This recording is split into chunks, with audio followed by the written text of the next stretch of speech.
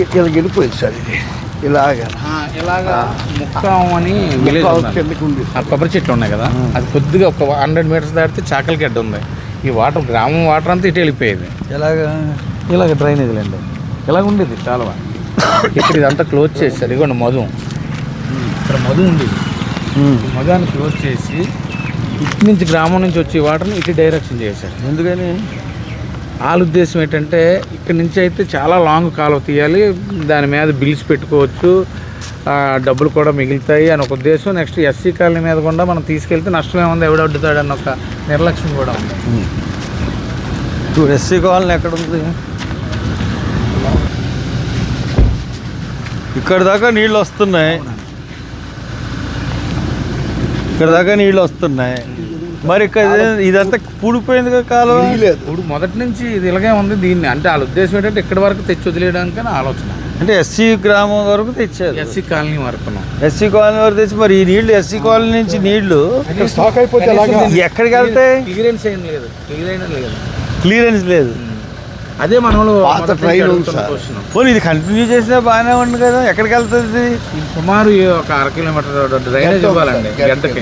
మరి కట్టొచ్చు కదా. మనోళ్ళు ఏం అడుగుతున్నారు, ఎంత డిస్టెన్స్ ప్రభుత్వ నిధులు ఎందుకు దుర్వినియోగం చేయడం? అదేదో మా అక్కడి నుంచి 200 మీటర్లు పంపిస్తే సరిపోద్ది కదా, మా మీద కావాలని మీరెందుకు ఇవన్నీ చేస్తున్నారు అనేది. ఇక్కడ దాకా ఎస్సీ కాలనీ వరకు కట్టి ఇక్కడి నుంచి మానేశారా?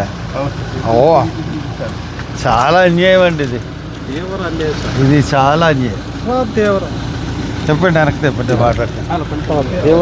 ఒకసారి కాలనీలకు కూడా చూద్దాం.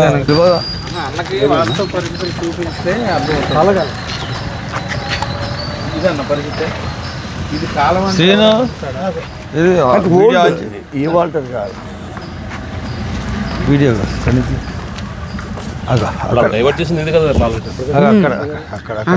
డైరెక్షన్ చేసింది. మరి నీరు ఎక్కడికి వచ్చి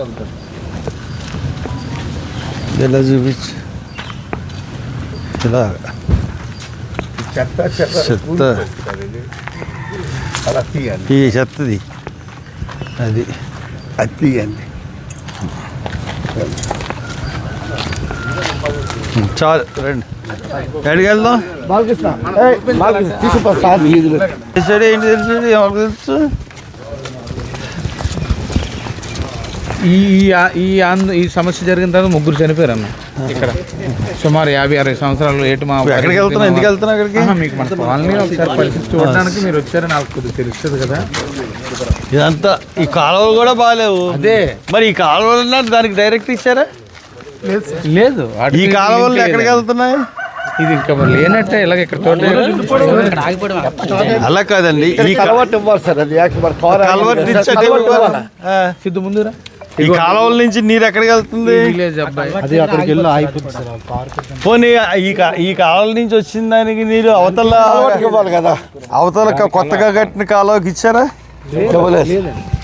అంటే మురుగు నీటిలో చచ్చిపోమని సార్. కారు